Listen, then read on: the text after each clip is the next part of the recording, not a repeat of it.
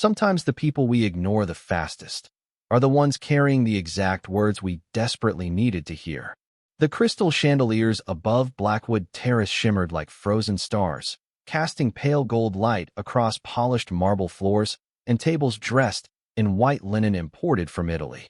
Outside, Manhattan disappeared beneath freezing rain and glowing traffic lights, but inside the restaurant, everything remained immaculate. Expensive watches flashed beneath designer cuffs. Champagne glasses clinked softly. Investors spoke in low voices about mergers worth hundreds of millions of dollars, as if discussing the weather.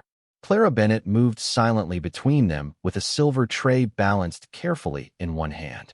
No one really looked at her. They looked through her. Another waitress brushed past carrying sparkling water while a manager hissed under his breath near the kitchen entrance. Table 12 has been waiting 5 minutes. Clara. I know. Then move faster. Clara simply nodded. She never argued. Never rolled her eyes. Never complained the way the others sometimes did after double shifts. At 27 years old, she had already learned that silence often survived longer than pride. She adjusted the sleeve of her black uniform and crossed the dining room again, her soft brown hair tied neatly behind her neck. The restaurant smelled of truffle butter, cedarwood cologne, and expensive wine. Somewhere near the piano, someone laughed too loudly. Then the front doors opened. The atmosphere changed immediately. Not loudly, not dramatically, but the way storms change the air before anyone notices the rain. Ethan Blackwood entered with the quiet gravity of a man accustomed to rooms rearranging themselves around him. Tall, broad-shouldered, dark charcoal overcoat still damp from the weather outside. Conversations softened as people recognized him. Some straightened in their chairs. Others lowered their voices. Billionaire founder of Blackwood Global. One of the most powerful men in New York. But Clara noticed something nobody else did. He looked tired. Not physically tired. The deeper kind. The kind people carried behind expensive watches and perfect posture.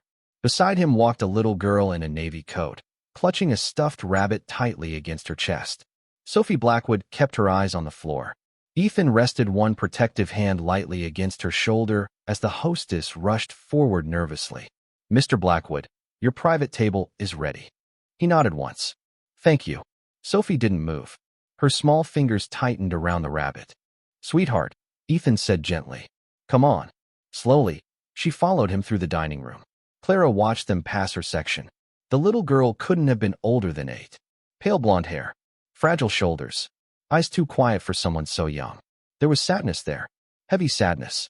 The kind children were never supposed to carry. Don't stare. Another waitress whispered while passing behind Clara. That's Blackwood's daughter. Poor thing barely talks anymore. Clara looked away immediately. What happened? Mother died last year, I think. The waitress lowered her voice further. People say the kid changed after that. Clara's chest tightened slightly, but before she could respond, the sharp crash of breaking glass exploded through the restaurant. Everyone turned. A waiter near the private dining area had dropped an entire tray of champagne flutes onto the marble floor. The sound shattered through the room like gunfire. Sophie screamed. Not loudly. Worse. A terrified sound ripped from somewhere deep inside her as she dropped to the floor beside the table, both hands over her ears. Her breathing turned frantic immediately. Ethan crouched beside her. Sophie. Panic flickered across his face. Sweetheart, look at me. But she couldn't. Her small body curled tighter beneath the tablecloth as guests stared uncomfortably from nearby tables. One investor awkwardly stepped backward. Another whispered something to his wife. The manager rushed forward, horrified by the scene unfolding in the middle of the restaurant's most important dinner service. Call her nanny, someone muttered. Where's the driver? Another voice whispered. Ethan's composure began slipping around the edges. Sophie, please. The little girl shook violently now, tears streaming silently down her cheeks. Then Clara moved. Quietly, calmly. She set her tray down beside the nearest table and crossed the room before anyone stopped her. The manager noticed immediately. Clara, no. But she kept walking. Ethan looked up sharply as she approached. His expression hardened instantly, protective and exhausted at the same time. We're handling this. Clara knelt slowly a few feet away from Sophie, careful not to move too close.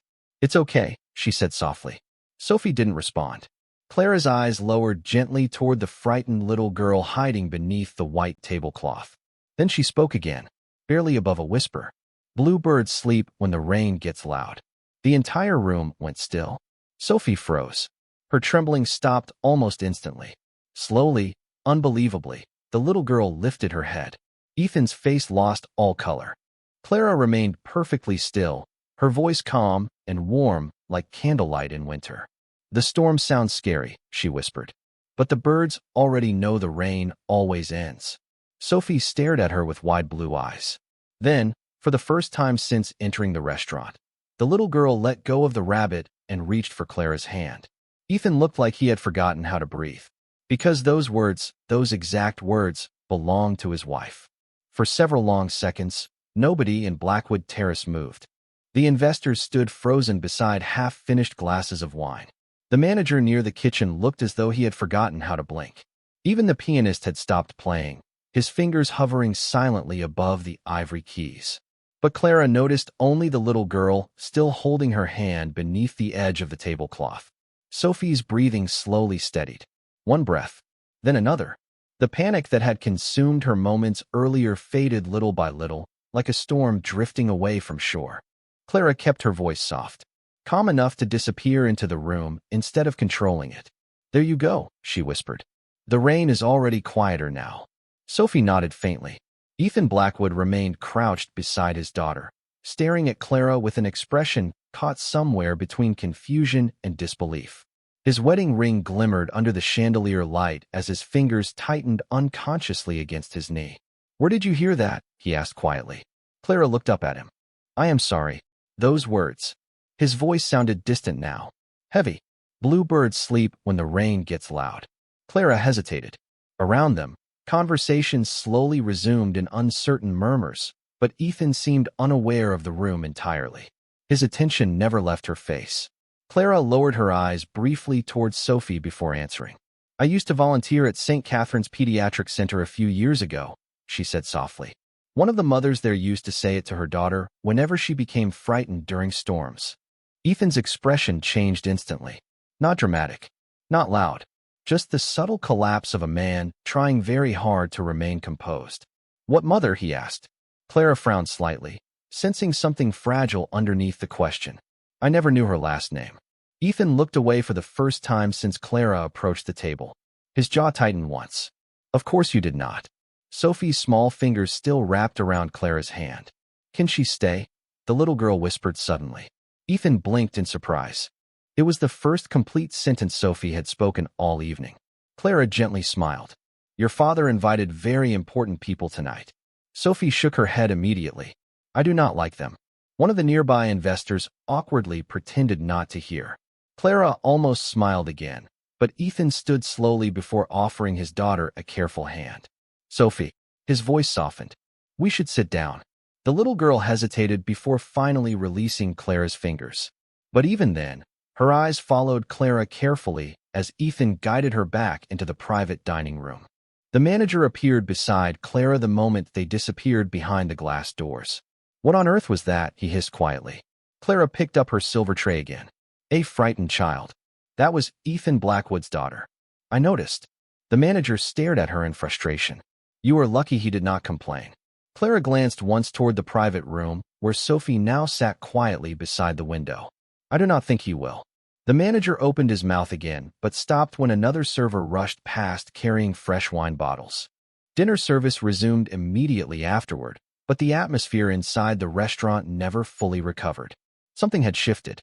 The polished rhythm of expensive conversations felt thinner now, less certain. Guests continued eating imported seafood and discussing billion-dollar contracts. Yet every few minutes someone glanced discreetly toward the private dining room, where Ethan Blackwood sat unusually silent beside his daughter. Clara returned to work as though nothing had happened. She refilled water glasses, carried plates, cleared silverware with her usual quiet efficiency. But she could feel eyes following her now. Curious eyes, suspicious eyes. A hostess near the entrance whispered something while looking in her direction. Another waiter leaned closer toward the bartender. "Did you see that?" How did she know what to say? Clara ignored all of it. She had spent years learning how invisible people survived. by becoming smaller than the attention around them. Near 10 o'clock, freezing rain hammered harder against the tall windows overlooking Park Avenue. The restaurant lights dimmed slightly as candles flickered across polished tables. Clara carried a tray of desserts toward the private dining room when she noticed the door standing partially open. Ethan sat alone now at the far end of the table, one elbow resting against the chair, while Sophie slept quietly beside him beneath his suit jacket. The billionaire looked different without the crowd around him, less untouchable somehow. Tired shadows rested beneath his eyes. His tie had loosened slightly. One unfinished glass of bourbon sat near his hand. Clara paused at the doorway. "Your desserts, sir." Ethan looked up immediately. For a moment neither spoke. Rain whispered softly against the glass behind him. Then Ethan stood and crossed the room toward her. "She fell asleep 10 minutes ago," he said quietly, glancing toward Sophie. "That has not happened in public for almost a year." Clara carefully set the tray onto the table. She was exhausted. No, Ethan shook his head once. She felt safe. Clara did not know how to answer that. Ethan studied her for several long seconds before speaking again. "You said you volunteered at St. Catherine's." "Yes." "When?" "About 4 years ago." Something flickered in his expression again. Pain perhaps, or memory. "My wife spent 6 months there before she died." Clara's breath caught softly.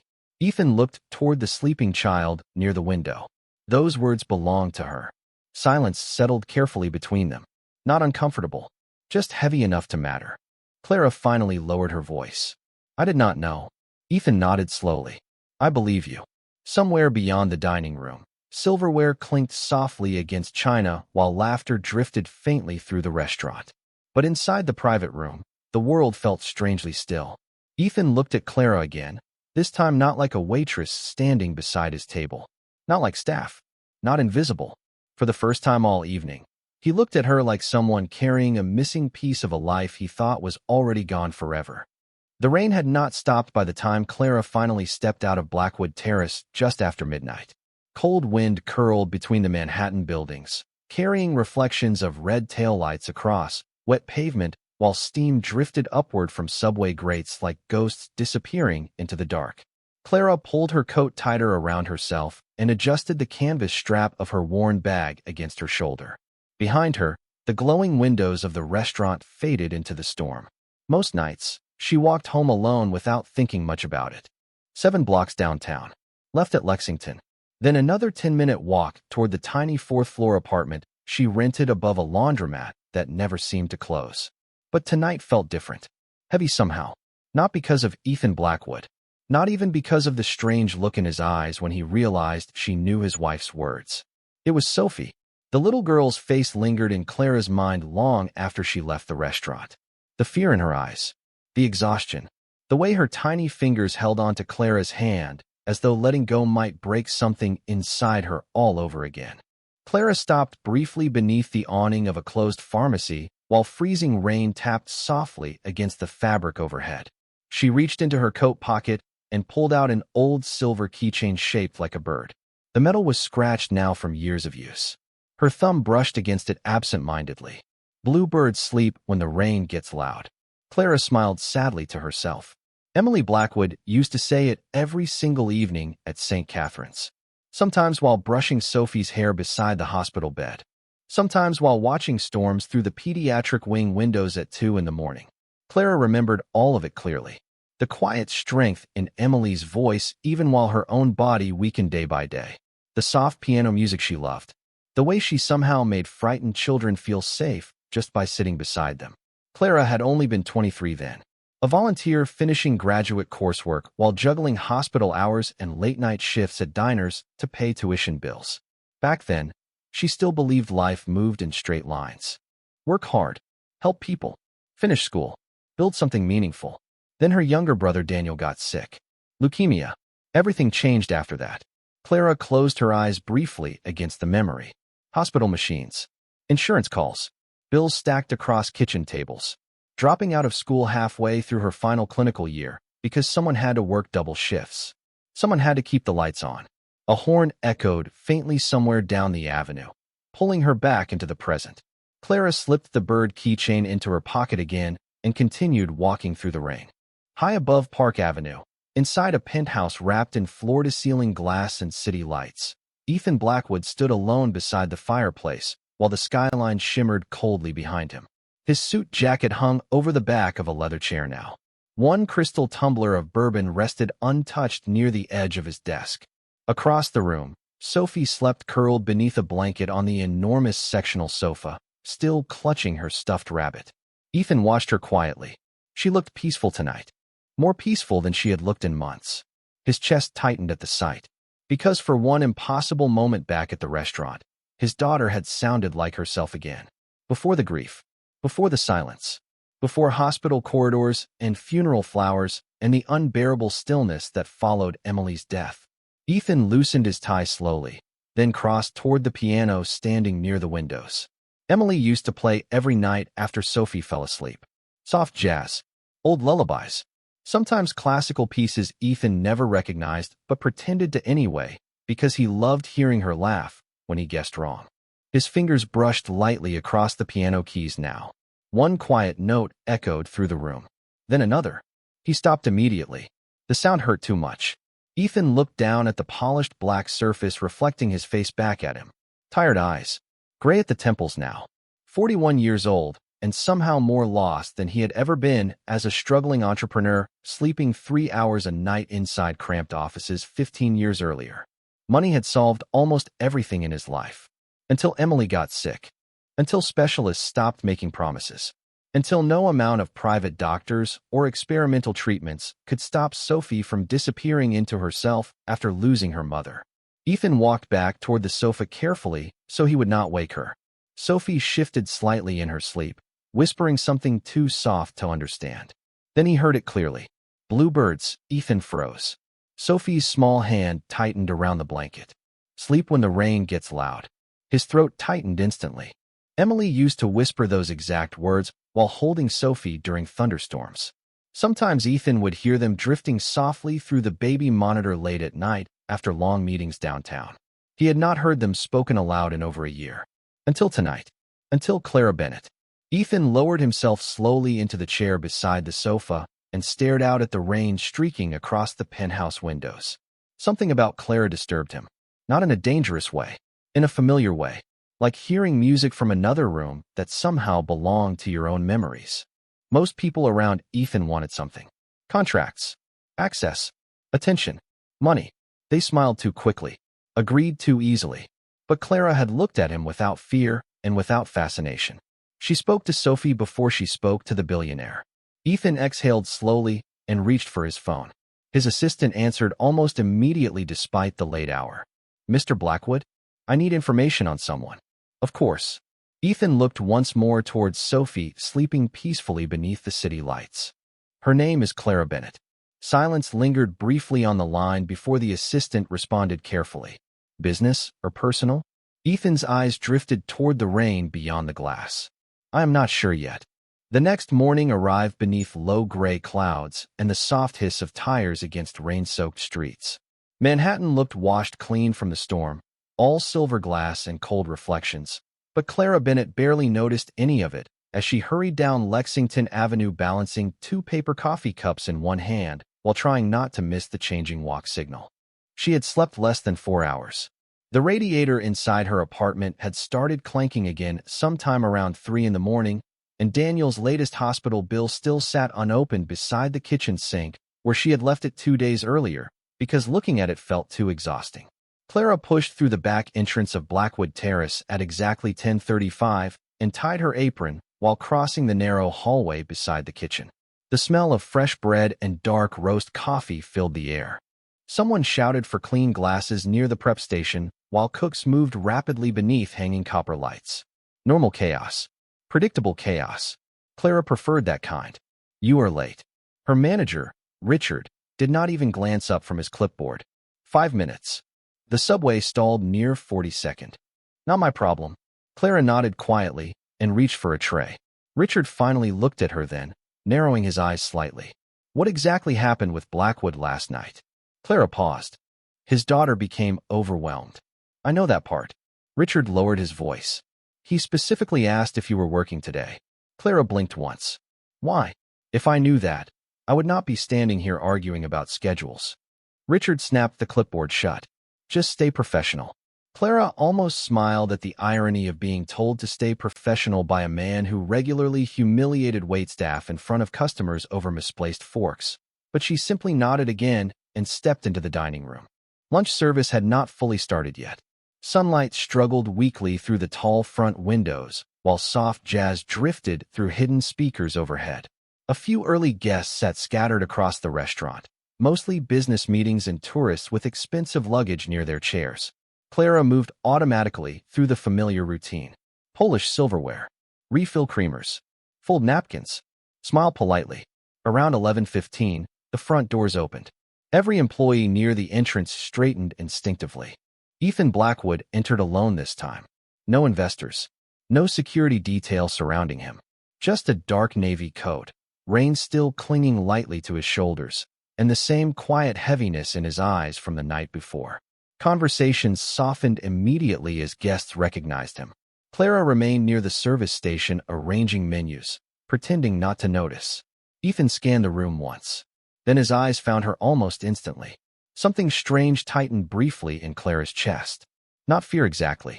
Awareness. Richard nearly appeared out of thin air beside Ethan with the kind of smile reserved for powerful people. "Mr. Blackwood, welcome back." Ethan nodded politely. "I would like table 7. "Of course." Richard gestured immediately toward the best window table in the restaurant. "And your daughter today?" A flicker crossed Ethan's expression. "School." Richard hesitated. "Would you like your usual server?" Ethan looked directly toward Clara again. "Yes." Richard turned so quickly it almost looked painful. "Clara." Several waitresses nearby glanced toward her instantly.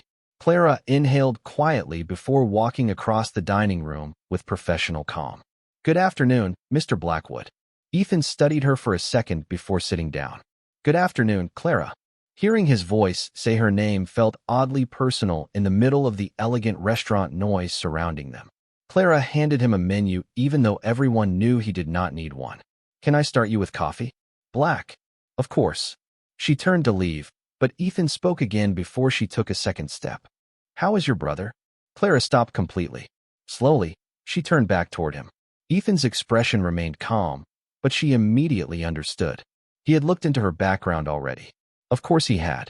Men like Ethan Blackwood did not survive billion-dollar negotiations by ignoring unanswered questions. Clara's grip tightened slightly against the leather menu folder in her hand. "He is fine." Ethan watched her carefully. Leukemia is not usually described as fine. Clara kept her face composed even though something cold moved through her chest. "You had someone investigate me." Ethan did not deny it. "I needed to understand how you knew my wife." "You could have asked. Would you have answered?" Silence settled briefly between them. Not angry, just honest. Clara finally looked away first. Most people with your level of money usually prefer background checks over conversations. Something almost resembling regret crossed Ethan's face. "You are probably right." Clara nodded once and walked toward the kitchen before he could say anything else. Inside, her pulse finally caught up with her. She set 2 coffee cups onto the counter harder than intended. "Easy there." Another waitress joked softly. Clara forced a faint smile, but her thoughts remained tangled. Because part of her understood why Ethan investigated her. Sophie mattered to him more than anything else in the world. Clara recognized that kind of desperation immediately. She had seen it in hospital hallways for years. Parents searching doctors' faces for hope, for answers, for one impossible thing that might save someone they loved. 10 minutes later, Clara returned with Ethan's coffee. Steam curled softly between them as she placed the cup onto the table. Ethan looked more exhausted in daylight somehow. Less untouchable. "Did Sophie sleep well?" Clara asked quietly before thinking too much about it. Ethan looked surprised by the question, then softer somehow. "She slept through the night." Clara blinked slightly. "That is good." Ethan stared down into his coffee for a moment. "She asked about you this morning." Clara's fingers paused lightly against the tray. "What did she ask?" Ethan looked up slowly. "She wanted to know if the bird lady would come back." Clara did not expect the warmth that suddenly spread through her chest. Small, gentle, dangerous. Ethan noticed her expression soften for the first time. "I have not heard her call someone a nickname in almost a year," he admitted quietly. The restaurant noise faded strangely around them then. Clara looked out the rain-streaked window beside the table where traffic crawled slowly through Manhattan below. Children remember kindness differently than adults do, she said softly. Ethan watched her carefully. And what do adults remember? Clara looked back at him. Usually the things they lost. Neither spoke after that, because some truths arrived too quietly to argue with. By Thursday evening, the rain had finally disappeared from Manhattan, leaving the city wrapped in sharp winter air and reflections of gold light against wet sidewalks. Inside Blackwood Terrace, dinner service moved with its usual polished rhythm. Crystal glasses sparkled beneath chandeliers. Waiters crossed the dining room carrying plates that cost more than most people's weekly groceries. Soft piano music drifted through the restaurant, while wealthy guests discussed markets, politics, and vacation homes in Aspen as though the rest of the world did not exist beyond the windows. Clara Bennett adjusted the cuff of her black uniform near the service station while reviewing table assignments for the night. Private room again, Richard muttered while handing her a reservation sheet. Clara glanced down. Blackwood, 7 p.m. 2 guests. Something tightened quietly inside her chest. She hated that she already recognized his schedule after only 3 days. You seem popular lately. Another waitress teased softly while arranging wine glasses nearby. Clara ignored the comment and reached for her tray. At exactly 7 o'clock, Ethan Blackwood entered the restaurant with Sophie beside him. But tonight felt different immediately. Sophie was not hiding behind her father's leg anymore. She still held her stuffed rabbit close against her coat, but her eyes moved around the restaurant instead of remaining fixed on the floor. Small progress. Fragile progress. Ethan noticed Clara the moment they walked in. So did Sophie. The little girl's face brightened instantly. Bird lady. Clara blinked in surprise as Sophie hurried toward her before Ethan could stop her. Tiny arms wrapped suddenly around Clara's waist. The entire front section of the restaurant seemed to pause for half a second. Clara slowly lowered herself to one knee. Hi, Sophie. The little girl pulled back just enough to study her carefully. You came back. Clara smiled softly. I work here. Still counts. Ethan exhaled quietly behind them, almost like he had forgotten how relief felt. Clara stood again, while Sophie slipped her small hand into Clara's without hesitation. Ethan watched the gesture carefully. Not jealous. Not threatened. Just stunned by how naturally it happened. She talked about you all day, he admitted quietly. Clara glanced at Sophie. Hopefully only good things. Mostly about birds, Ethan said. Sophie nodded seriously. And storms. Clara felt herself smile before she could stop it. Richard nearly tripped over himself approaching the group with his professional grin already prepared. Mr. Blackwood. Welcome back. Ethan barely looked at him. Same table. Of course. Richard gestured quickly toward the private dining room. Sophie did not move. She looked up at Clara instead. Will you sit with us? Clara froze slightly. I cannot do that, sweetheart. I am working. Sophie's expression fell immediately. Ethan noticed. Clara noticed too. Something about disappointed children always hurt more than adults realized. Ethan looked toward Clara after a brief silence. Perhaps after your shift. Clara opened her mouth to politely refuse, but Sophie's hopeful eyes stopped her. Maybe for a few minutes, Clara answered carefully. Sophie smiled instantly and allowed Ethan to guide her toward the private dining room. Throughout the evening, Clara found herself assigned almost exclusively to their table. Richard pretended it was coincidence, but everyone knew better. Ethan ordered less food than usual each visit now. Less alcohol, too. Most of his attention remained fixed quietly on Sophie instead of business calls or emails. And Sophie laughed tonight. Not loudly, not often, but enough to make Ethan pause every single time it happened, as though he still could not believe the sound existed anymore. Clara noticed the way he watched his daughter carefully between conversations. Like a man afraid happiness might disappear if he blinked too long. Halfway through dinner, Sophie sat cross-legged in her chair coloring on the back of a folded menu with crayons Clara had secretly found in the kitchen earlier. Ethan reviewed documents beside her while occasionally answering quiet questions about her drawings. It looked almost normal, almost peaceful. Then Sophie suddenly stopped coloring.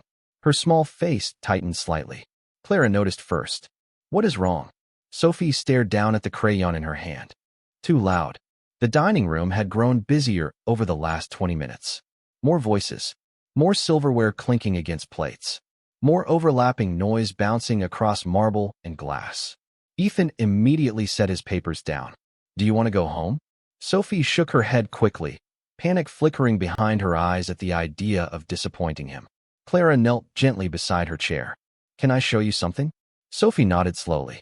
Clara picked up one of the paper napkins from the table and folded it carefully into a tiny bird. Her fingers moved slowly enough for Sophie to follow each step. My grandmother taught me this when I was little, Clara said softly. Whenever things felt too noisy. Sophie watched intently. Clara placed the finished paper bird into her hands. What does it do? Clara smiled. Nothing magical. She tapped lightly against the bird's folded wings. But sometimes holding something small reminds your brain that you are safe in a very big room. Sophie looked down at the bird quietly. Then her breathing steadied again, little by little. Ethan stared at Clara across the table, not because of what she did, but because of how naturally she understood his daughter's fear before he even recognized it himself. Where did you learn that? He asked softly. Clara shrugged slightly. Hospitals teach you strange things. Ethan's eyes lowered briefly. And grief teaches the rest. Clara looked at him then. Really looked at him. Past the billionaire. Past the expensive suit and controlled voice and polished image the world feared. Underneath all of it sat a man completely terrified of failing the only person he still had left. Sophie suddenly held the paper bird carefully toward Ethan. You keep it. Ethan blinked in surprise. Me? Sophie nodded. For loud days. Ethan took the tiny folded napkin bird as though it were made of glass. His throat moved slightly before he answered. Okay. Clara looked away toward the glowing city outside the windows because something about that moment felt too personal to witness directly. Some people said healing arrived loudly, dramatically, like miracles. But Clara had spent enough years inside hospital corridors to know the truth. Most healing arrived quietly, one safe moment at a time. 3 weeks passed quietly after the night of the paper bird.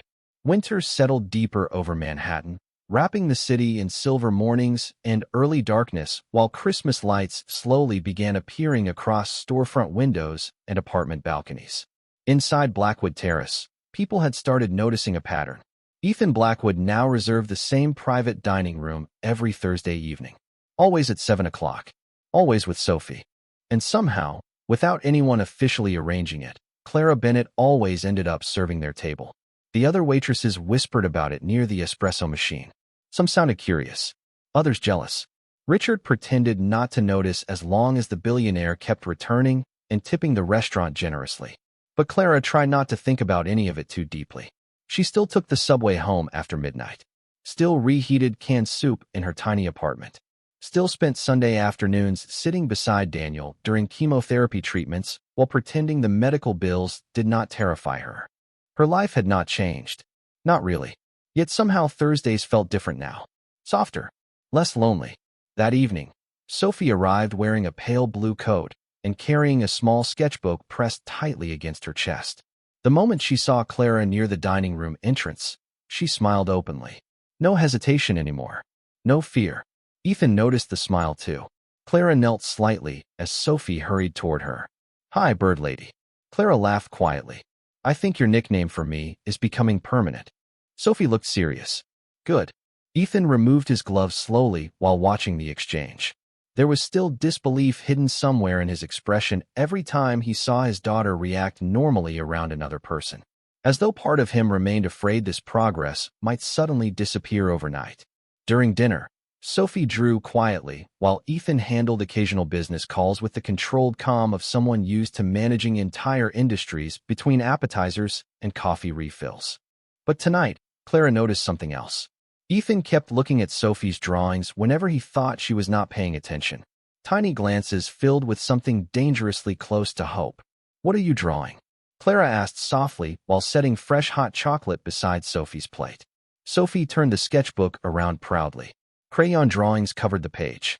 One tall man in a dark suit. One little girl with yellow hair. And beside them stood Clara holding a tiny blue bird above her hands. Clara blinked in surprise. That is beautiful. Sophie pointed at the tallest figure. That is Daddy.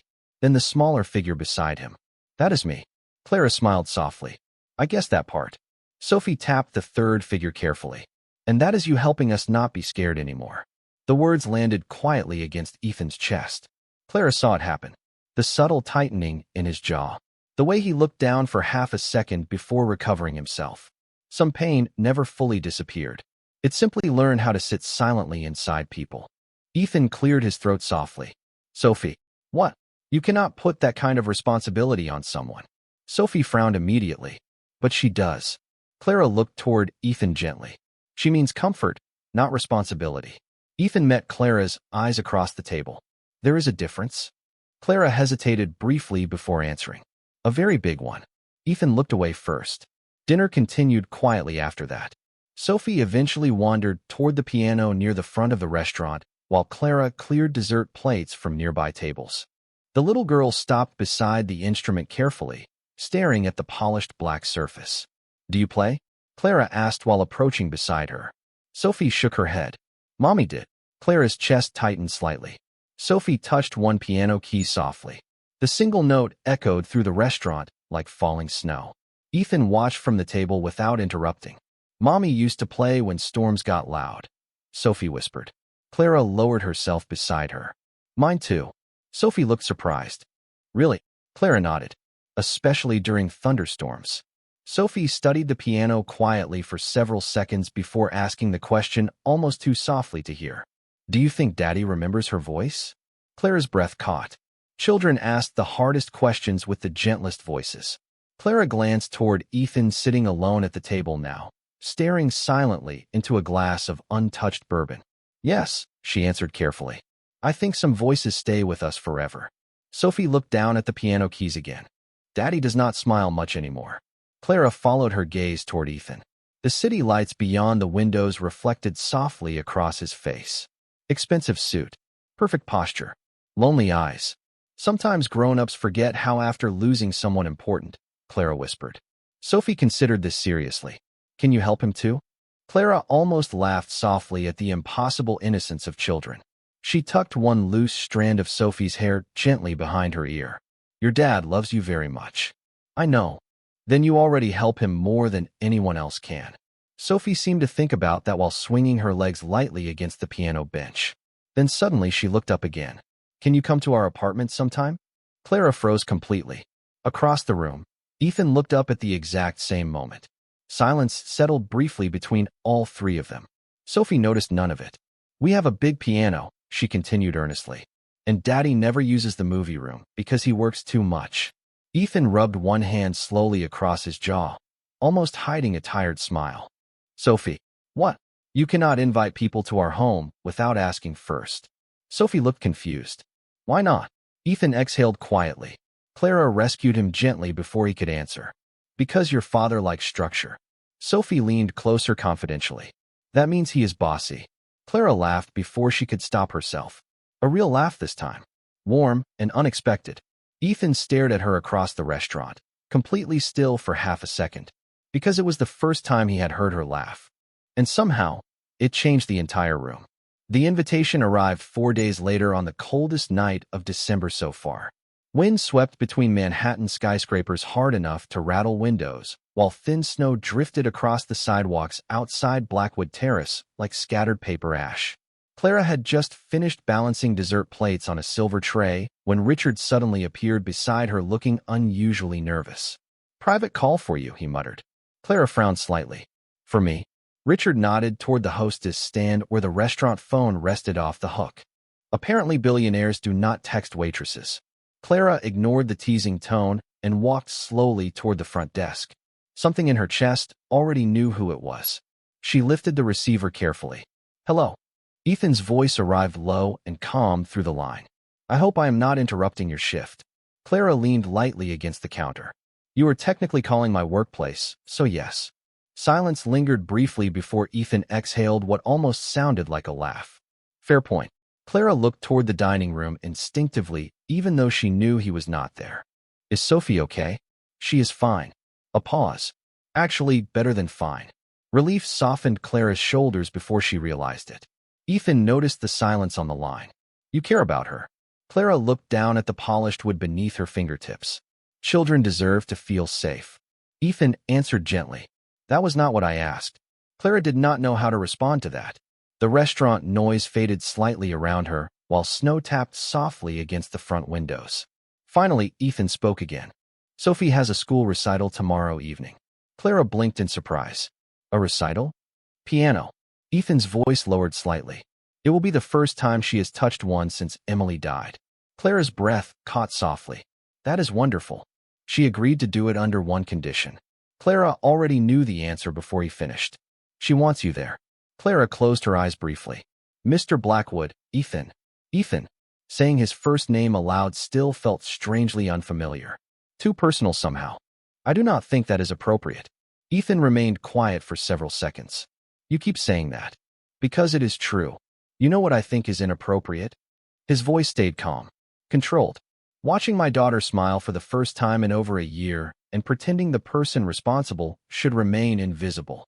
Clara looked toward the dining room, where wealthy guests laughed over candlelight and expensive wine without noticing her standing there at all. Invisible. The words settled deeper than she expected. Ethan continued softly. You helped her, Clara. I listened to her. Exactly. The honesty in his voice unsettled her more than arrogance ever could. Clara pressed one hand lightly against her forehead. I'm not a therapist anymore. Maybe not professionally. There is a difference. Is there? Ethan repeated her own words back to her gently. Clara almost smiled despite herself. Snow thickened outside the restaurant windows while taxis crawled slowly through Manhattan traffic below. Finally, she asked quietly, What time? Ethan answered immediately, as though he had known she would say yes eventually. 7 o'clock. St. Helena Academy. Clara sighed softly. You already assumed I would come. No, a pause. I hoped. Something about the word hope sounded unfamiliar in Ethan Blackwood's voice. Fragile. Human. Clara looked down at the silver bird keychain hanging from her apron pocket. Okay, she whispered. Ethan remained silent for half a second too long. Then softer now. Thank you. The line disconnected quietly afterward. Clara stood motionless beside the hostess desk, while restaurant noise slowly returned around her. Well? Richard asked immediately from nearby. Clara handed him the phone. Nothing important. Richard narrowed his eyes suspiciously. You are a terrible liar. The next evening, St. Helena Academy glowed warmly beneath strings of white Christmas lights wrapped around stone columns and snow-covered hedges.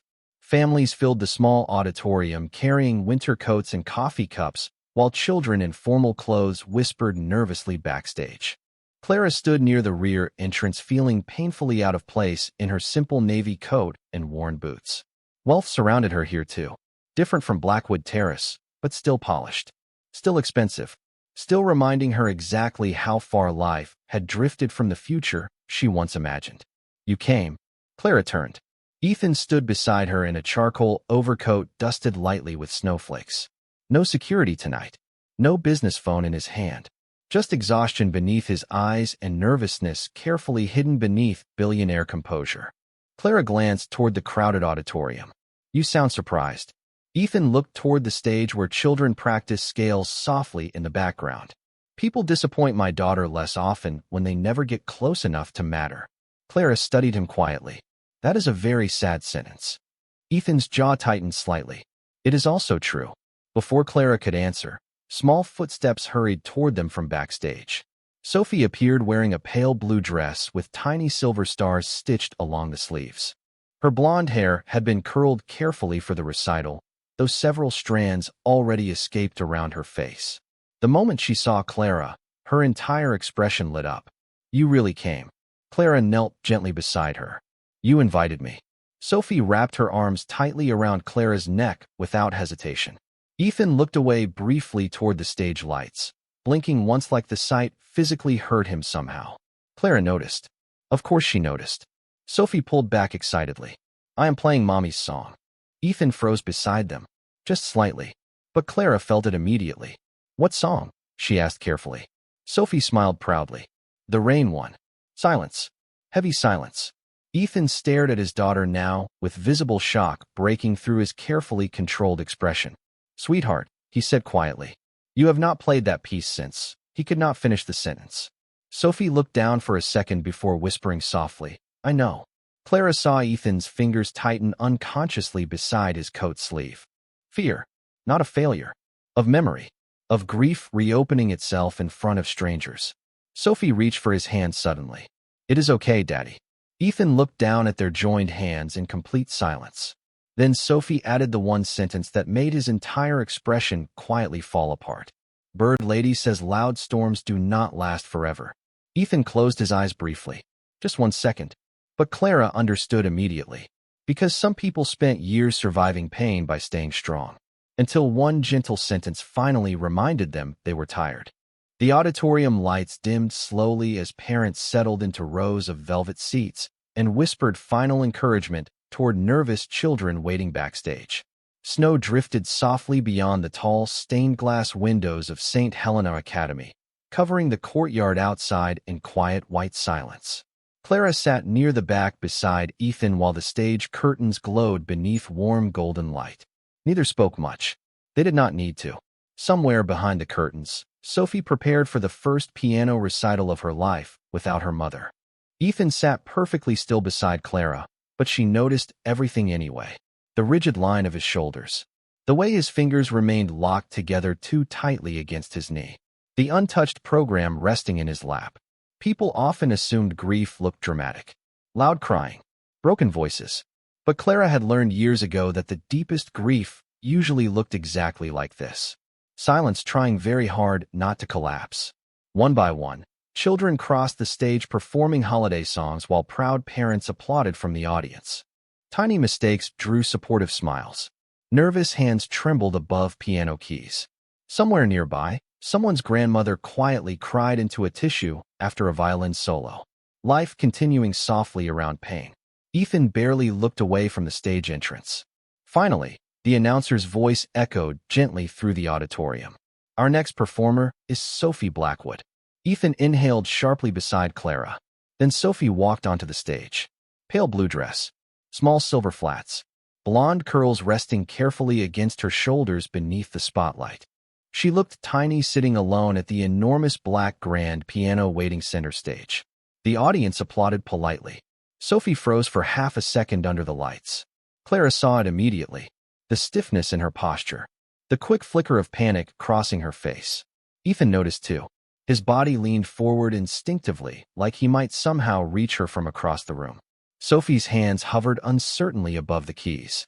Then the auditorium microphone squealed suddenly from feedback near the side speakers.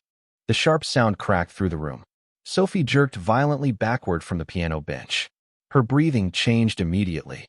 Clara felt Ethan tense beside her. "No," he whispered under his breath. Sophie's eyes darted wildly across the crowd now. Too many people. Too much noise. Too much pressure. Clara recognized the signs instantly. Panic rising fast.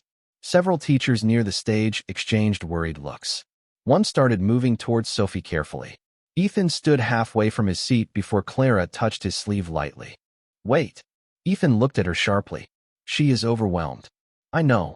Clara's voice remained calm. "Steady. But look at her."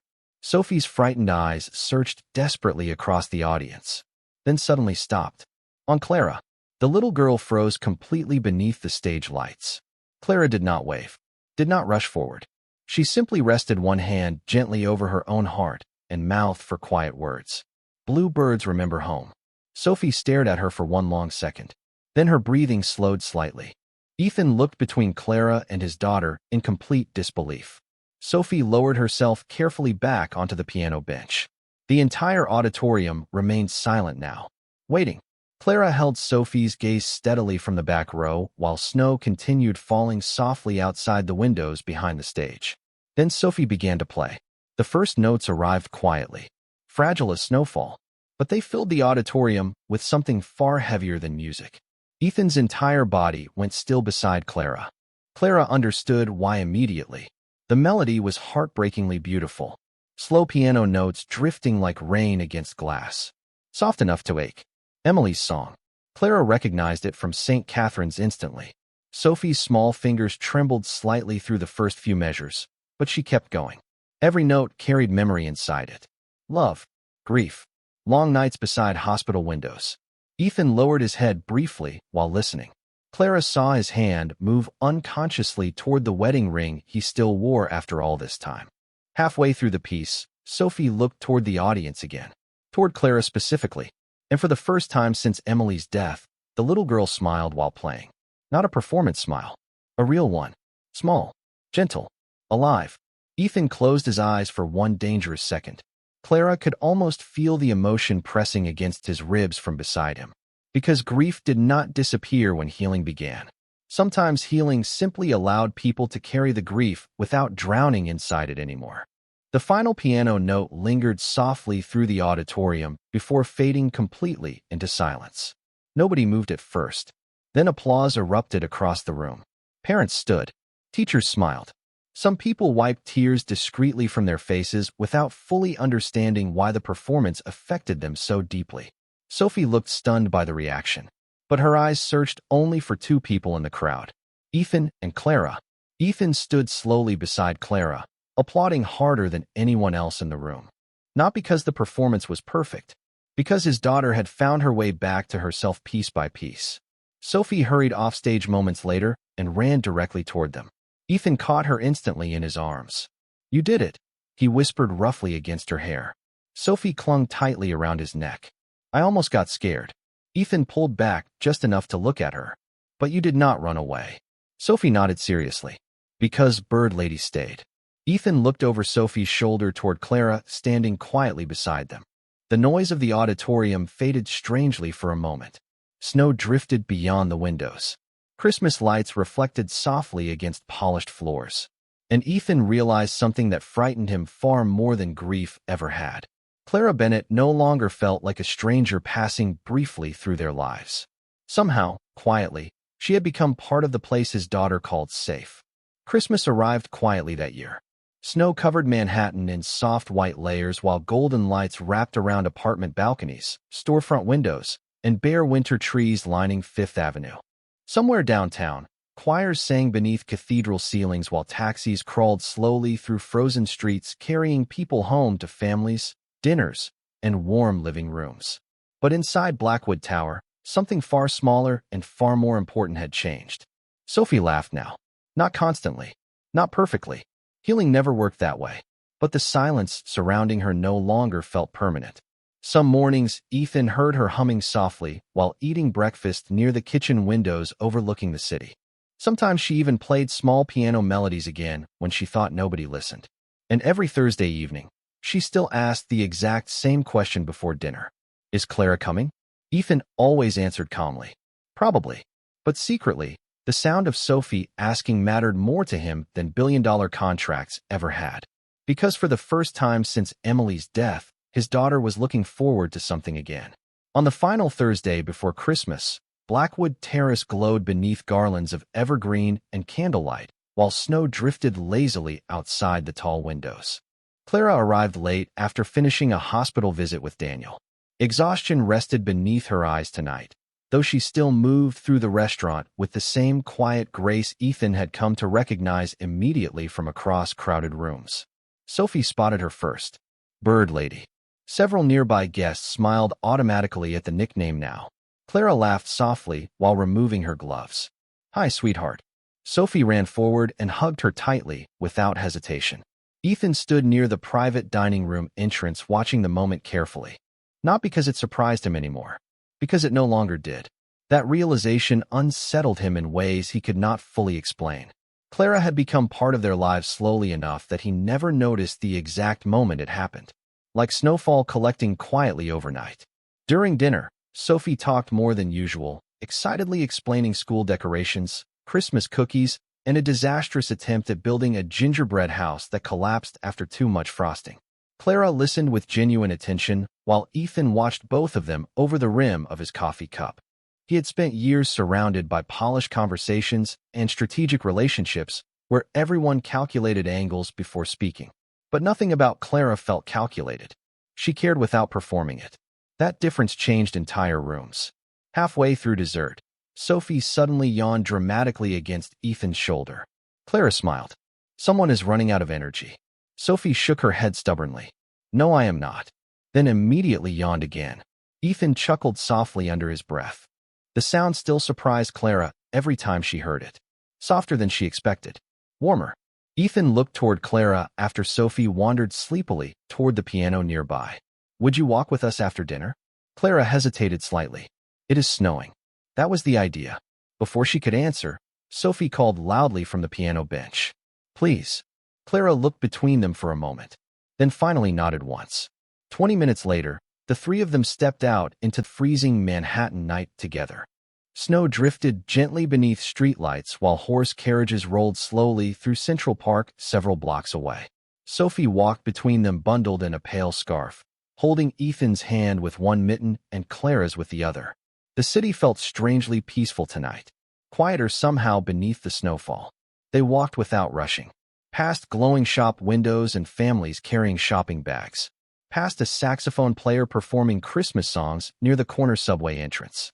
Sophie eventually stopped beside a small outdoor toy store where wooden birds spun slowly inside the display window. Look, Clara smiled softly beside her. Those are beautiful. Sophie pressed closer against the glass. Mommy loved birds too. Ethan's expression shifted gently at the mention of Emily now. Less shattered, more tender. Clara noticed immediately. Sophie looked up suddenly. Can we buy one? Ethan reached automatically for his wallet. Clara touched his sleeve lightly before he could step forward. Wait. She walked inside the tiny shop alone while Ethan and Sophie remained outside beneath the falling snow. A few minutes later, Clara returned carrying a small carved blue bird no larger than her palm. She knelt carefully beside Sophie and placed it into her mittened hands. For loud days, Clara whispered gently. Sophie stared down at the tiny bird with wide eyes before hugging Clara fiercely around the neck. Ethan watched the scene in complete silence. Snow gathered lightly across Clara's dark hair and coat, sleeves beneath the streetlights. She looked tired, human, ordinary in so many ways. And yet somehow she had walked quietly into the ruins of his broken family and taught them how to breathe again. Sophie eventually grew sleepy enough that Ethan carried her the final 2 blocks toward Blackwood Tower. Her small head rested against his shoulder while one mitten still clutched the blue wooden bird tightly. Clara walked beside them in silence.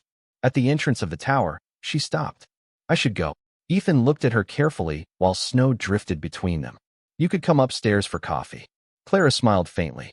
That sounds dangerously close to becoming a habit. Maybe not all habits are bad.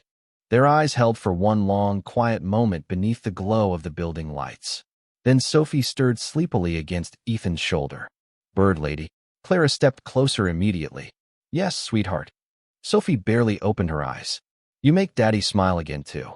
Silence. Complete silence. Ethan looked away first, his throat tightening unexpectedly, while snow continued falling softly around them. Clara's expression gentled in a way that almost hurt to look at. Some truths arrived quietly through the people least afraid to speak them. Sophie drifted back asleep seconds later, unaware of what she had just done. Clara looked toward Ethan one final time before stepping backward into the snowy street. Merry Christmas, Ethan. He watched her carefully.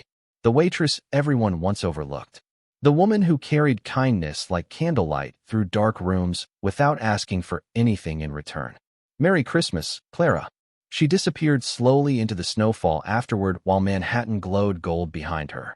And for the first time in a very long time, Ethan Blackwood did not feel alone watching someone walk away.